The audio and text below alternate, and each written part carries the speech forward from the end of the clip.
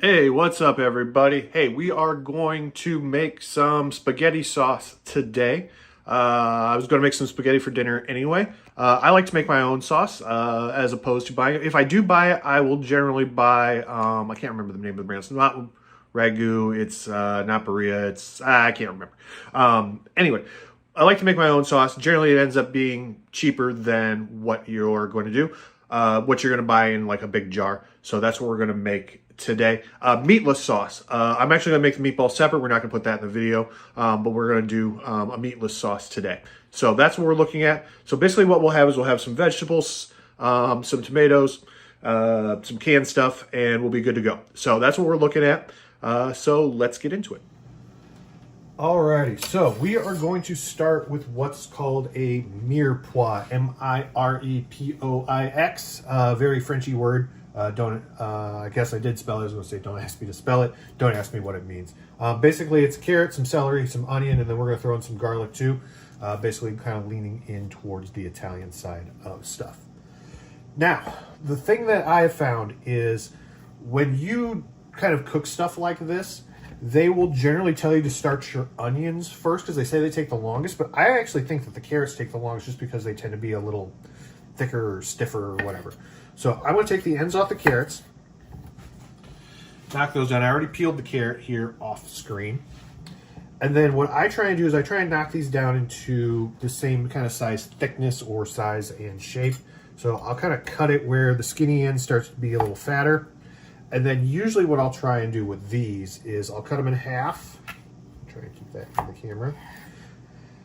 And then from here, what we'll do is we'll just kind of just chop them, slice them across. So you'll get kind of little half moons in there. Like that. So I'm very good with half moons and triangles. I am not good with squares. So when people make all the fancy little square stuff out of like potatoes and things, I have no idea how they do that. You generally want these things to be flat. They always tell you to like shave off a piece to make a flat side. I typically find that when I end up peeling these, there tends to be one side that's kind of flat anyway. It just kind of naturally goes there. So I usually don't have to end up worrying about that too much. So again, I'll split this guy in half and then I'll split this in half again. And that'll give me kind of same size pieces as what I had before. And then I just make kind of small little chops. Now this is, we were talking about the knives before, this is what we call an akiri. I think this, I don't know if we talked about this one the last time, but this is basically your vegetable chopping knife. Used to make kind of those kind of chopping up and down kind of motions in there. You can also, I could also, if I wanted to make this faster, I could chop that in half and then chop these in half again. And then basically what you do is you're knocking out 4 pieces at a time instead of just 2. It's kind of up to you which way you want to go with those. I tend to be a little bit less accurate with that kind of stuff. So I will generally kind of do them in longer pieces. But that's our carrots worked out. And then for our celery, I will usually kind of chop off these tops and bottom ends as well. I'm going to toss them out. You can save them for stock, and maybe we'll do a video on that someday. But basically what you'll do is you just kind of take kind of vegetables that aren't in the greatest of condition, and then you just kind of put them into water, and then basically from there, you boil it, and then you kind of take all the taste and nutrients out of it, and that becomes a stock. So we're not doing that today though. So we're gonna split this, and then again, just kind of just bam, bam, bam, bam, bam down the road.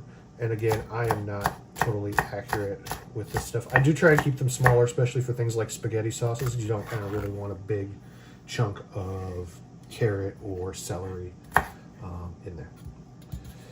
In terms of, some of these things can be kind of long, like the celery and the carrots can be longer type vegetables.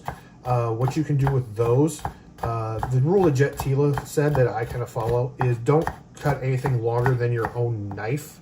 So if you tend to have something that's a little bit longer, take that and then basically just kind of just chop it down into smaller chunks and then just kind of go from there. So that's what you can do with all of those things. Again, just make sure that you're keeping your fingers out of the way. So plow through those, and then we'll get through over there to the onion. We'll talk about the onion because you didn't get to see that the first time because I screwed that up in the very first video that we made. So one more time. Wham bam, thank you, ma'am.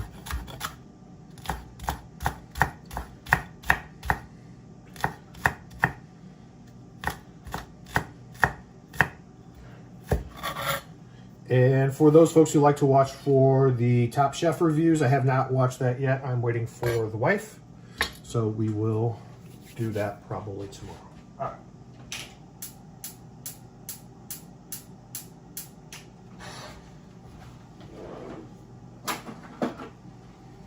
The joys of a gas stove. Okay.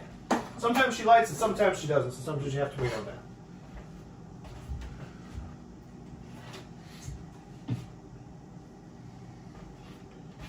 So we got the stove heating up now. We'll go ahead and add in our carrots and celery here in a second. Okay, we got the carrots and the celery in the pan. I don't know if the mic is picking that up or not, but that is in there. So remember, hot pan, cold oil, food don't stick is the rhyme. So make sure that you've got that nice and toasty before you go ahead and get that fired up. Alrighty, so proper way to cut an onion. So you're going to take I take what they call the top end, which is kind of the top knot. You slice that off. And then I like to slice them kind of down the middle. And it gives me kind of two halves. And then from here, you can peel them. It depends upon how much kind of effort you want to get into peeling kind of the levels of skin. You can rip off kind of this next layer underneath the papery skin. But you end up throwing that away, which means you're technically ending up throwing out money. Because you paid for the whole onion, but you're only going to use part of it. So anything that you throw away, which is why a lot of times with restaurants, they make those stocks like we talked about, because they don't want to, so that they can use kind of those leftover things. Now, sometimes the papery things like this, you can take them off pretty easily. Sometimes they're a pain in the ass, and I don't feel like fighting it today. Sometimes I'm willing to take on that fight and try and save that top level. Today, I am not. So we're going to go ahead and just peel that off, maybe. All right, there we go. Now you take what they call the hairy end or the root end, and then basically you just kind of slice that right off. Boom, gone. Now, the proper YouTube French chef way of doing these things is basically you're going to hold it. There are lines on the onion. We've all seen the lines on the onion before, kind of going top to bottom. Basically, all you do is you take your knife, you kind of follow those. Boom, boom, boom, boom. Follow it kind of around your onion like that. Then depending upon the size of the onion or how small you want your squares or cubes to be, then you're going to take your knife, turn it sideways into the onion, and then kind of cut across like this. Now, again, bigger onion, or if you want smaller cubes, you'll make those at, not halfway. You do them at like 1/3 and 2/3 or something like that. For this size of an onion, we're only going to kind of do them once. From there, then, all you're going to do is just kind of up and down these. And once you do that, you'll see them kind of fall off into little cubes. Just like that. So basically, that's all you're doing. When they say dicing an onion, that's basically all they're after because they look like dice. So you're going to just make sure that you've got your little squares in there. Pull your fingers back. I have yet to master the whole kind of claw grip thing where you pull them back and push the food through. I haven't quite mastered that yet, and I've been doing this for a while. Now, this end of this is usually where people kind of set this off to the side and throw that into a stock. What I'll do is I'll actually kind of cut it against, because I usually have, the cuts don't go all the way through to the back. So what I'll usually do is kind of cut it against the cuts, and then what that kind of does is just kind of simulate those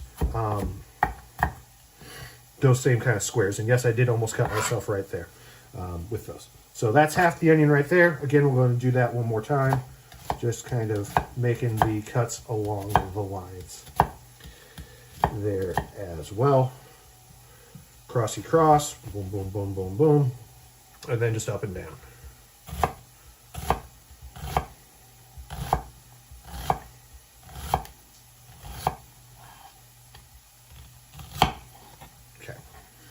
And that's about as dangerous as I'm feeling today. All right. So from here then, we'll take these, we will scrape them up, and then we will dump them into said pot. So we'll pause this and we'll jump over there to the pot. Hey, look, the pot. We've got our stuff in there. The carrots got a little dark because I was too busy yapping and chopping. So now we'll drop in our onions from the cutting board. This is that bench scraper that we talked about last time.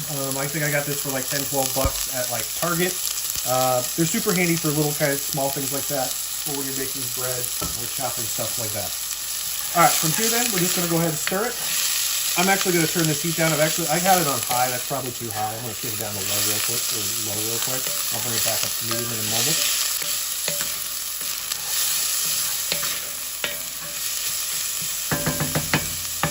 All right, now we've got our stuff stirred. Now we're going to add in our salt and pepper.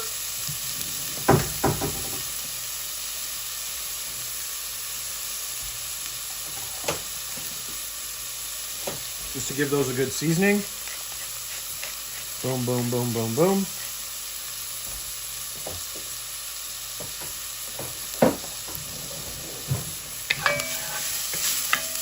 Give that a mixy mix, stirry stir, tossy toss. All right, we'll let those go while those soften. And while those soften, we'll go ahead and prep the rest of our stuff. All right, we're back to smash a little garlic. Here's our garlic. Again, you can just give it the CPR, especially if you've got a lot of repressed childhood anger like some people who may be shooting this video. All right, again, I like to take the little woody thing off at the end because I think it's gross. Boom, he's gone. And now, again, just quick choppy chop.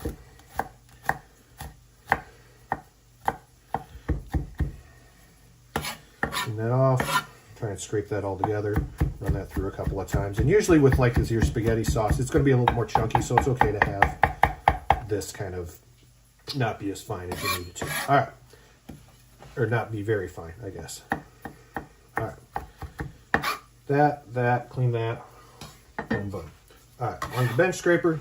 You don't need to see me throw that in. You know how to put things in a pot. All right, next up is our tomatoes. So we've got a couple of cans of tomatoes. I find that this is kind of the easiest way to make a base of this stuff. Whole tomatoes, you can kind of squish those in there. And then a lot of the brands will sell this fire roasted stuff. Just gives an extra flavor in there. And a lot of times they'll sell them with some Italian herbs that are already in there, your basil, your thyme, those types of things. So you can already kind of pre-add those. So we'll go ahead and add that over here to the pot real quick. See, our veggies are nice and translucent in here. So now we'll go ahead and add our maters. Can 1 with the fire roasted stuff. Can 2 of the whole tomatoes. Floppity, floppity, floppity, flop.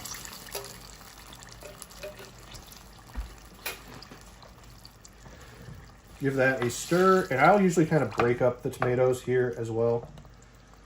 In there, you can use a potato masher for that. If I was feeling extra spunky, and we may feel extra spunky later, I would take my immersion blender to these. Basically, they'll sometimes call them a stick blender. Basically, you stick them in, excuse me, and then you'll just kind of blitz them up in there. But we're going to start with just kind of these whole peeled tomatoes right now. We'll just kind of mush them as we go.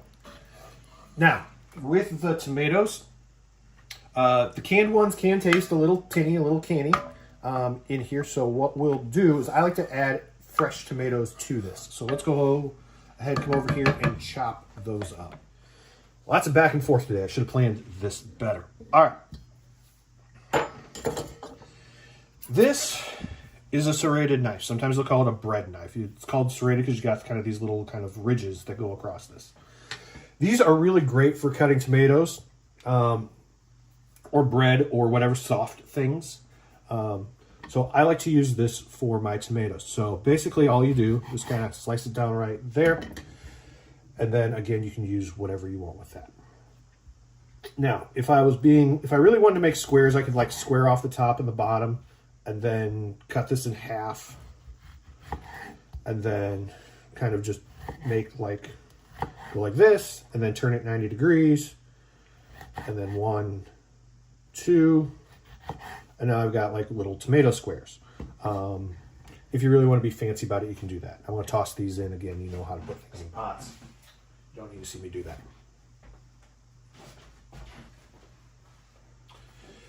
But sometimes I don't even do that. Sometimes I'll just don't even square them off. Now this guy's got this kind of hard thing here, so what we'll probably end up doing, because he's got that hard thing, that hard core, I'll kind of cut around that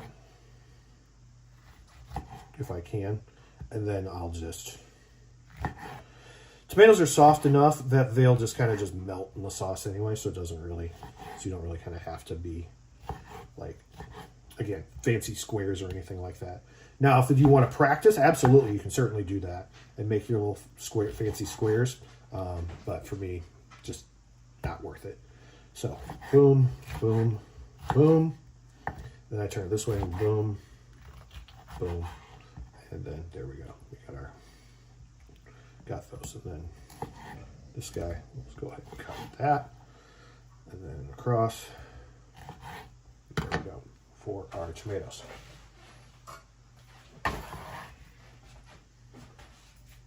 Splash.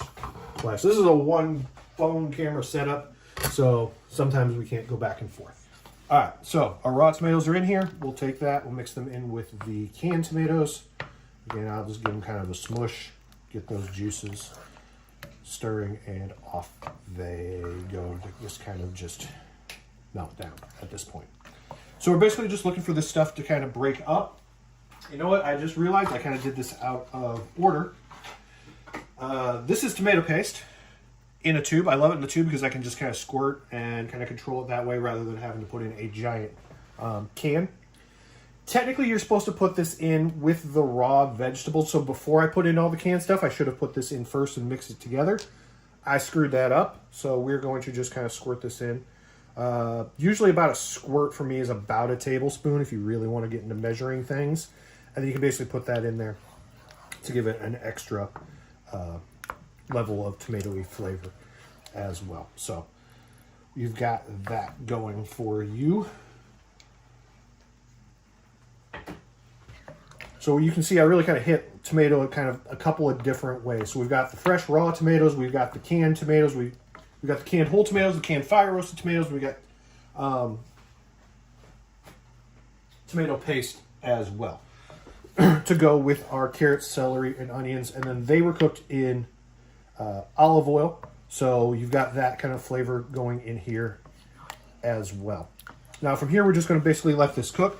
I'm going to throw in some capers. These are salty little guys. I really like them. My wife likes them. My kid doesn't. So I just put them in and tell her tough shit with these.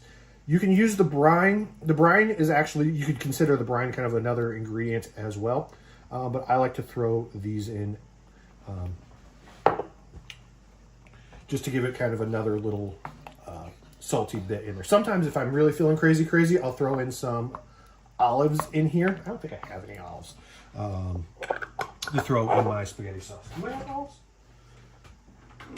Hey, we do.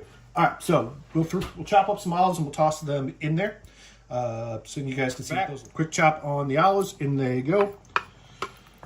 Give that a stir. Again, brininess, salinity, all that kind of fun stuff. A little bit of. You're gonna get your acid from your tomatoes. They can be pretty. They sometimes are fairly acidic, so I kind of consider that to be my acid. So now from here, basically what I'm going to do is I'm going to just let this thing go. On a medium or low heat, I'll basically let it run for a couple of hours. If you wanted to, you could cook this on medium or high or medium high. Again, you could hit it with the immersion blender. You could have this done probably in 15-20 minutes. I like to let these things kind of go, especially when I've got kind of all day like this, is I'll just let them kind of go all day, let them kind of cook down slowly, kind of develop a better flavor that way. But that's basically the way that I make my tomato sauce. I'll give you a shot at the end when it's all done. But basically that's what we're looking at for our homemade tomato sauce. I like the green olives. Going back to the green olives, if you like black olives, you are wrong, but you can put in the comments why Black olives are superior. I've yet to actually enjoy them, but so that's where they are. Also, how do you guys come down on capers? Do you like those? Yes or no? And then what other kind of additions do you want to put in here? Oh, almost forgot. I forgot my Italian seasoning. Because I lose it all the time.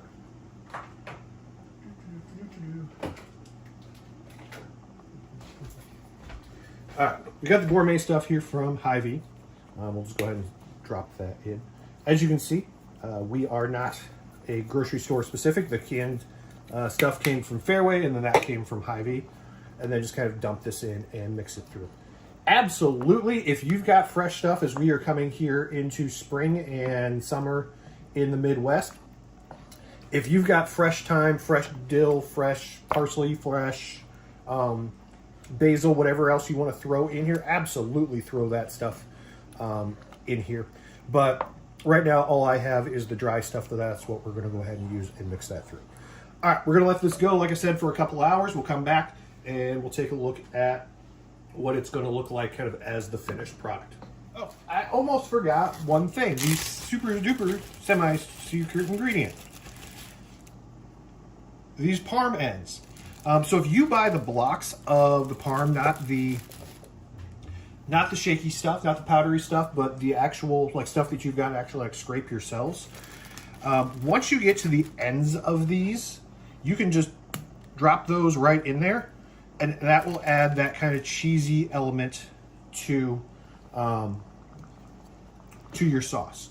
So it'll help, A, it'll help thicken it, B, it'll give it that cheesy flavor, and then C, this is a great way to kind of use up kind of these odds and end pieces as well.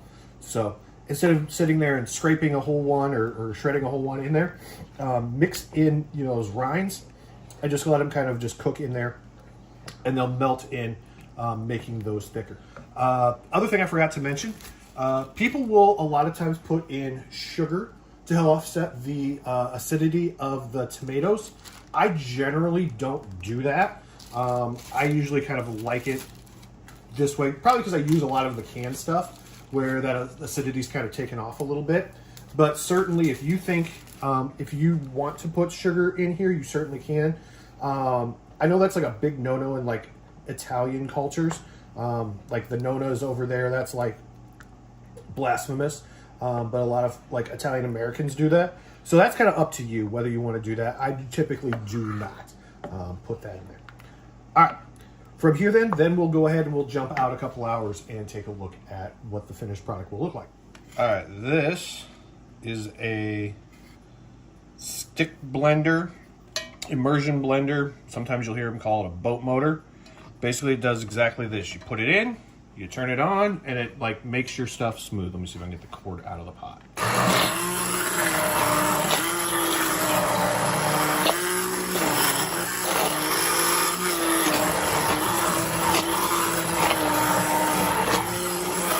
Now from here, you basically just kind of keep going at it until it gets to the consistency that you want. Try to put it all the way down because it is a blender. If you put it all the way down, you might scratch the bottom of your pot. You just kind of keep moving it around until you get it as smooth as you or as chunky as you want. We're going pretty. I'm looking for kind of smooth here, but we can do. But you can do it however you want. Basically, you're kind of in control of all this stuff. Reset it. Some kind of chunky there. Jesus.